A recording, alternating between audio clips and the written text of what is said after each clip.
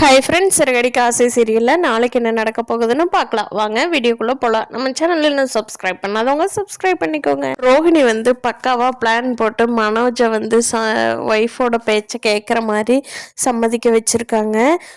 இனிமேல் பார்க்க தான் தெரியும் மனோஜ் எப்படி அம்மா பேச்சிலிருந்து கொஞ்சம் கொஞ்சமாக விலகி ரோஹிணியோட பேச்சை கேட்க ஆரம்பித்து ரோஹிணி கூட சந்தோஷமாக வாழ போகிறாங்கங்கிறத.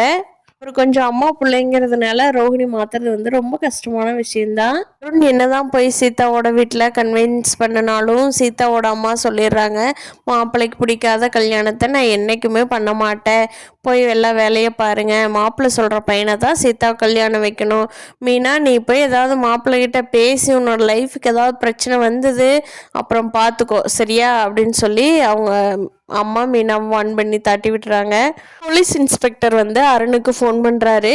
என்னப்பா அருண், நீ தான் அந்த திருடனை பிடிச்சதா சொல்லியே, நான் உனக்காக மேலிடத்துல எல்லாம் சிபாரிசு பண்ணினேப்பா.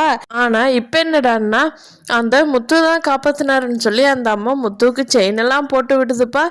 என்ன வீடியோ எப்படி போயிட்டு இருக்குது? ஆமாம், நீயாவது ஒரு உண்மை சொல்கிறது இல்லையா? ப்ரொமோஷனுக்கெல்லாம் ஏற்பாடு பண்ணணுங்கிட்டையாவது அப்படின்னு சொல்லி இன்ஸ்பெக்டர் கேட்குறாங்க.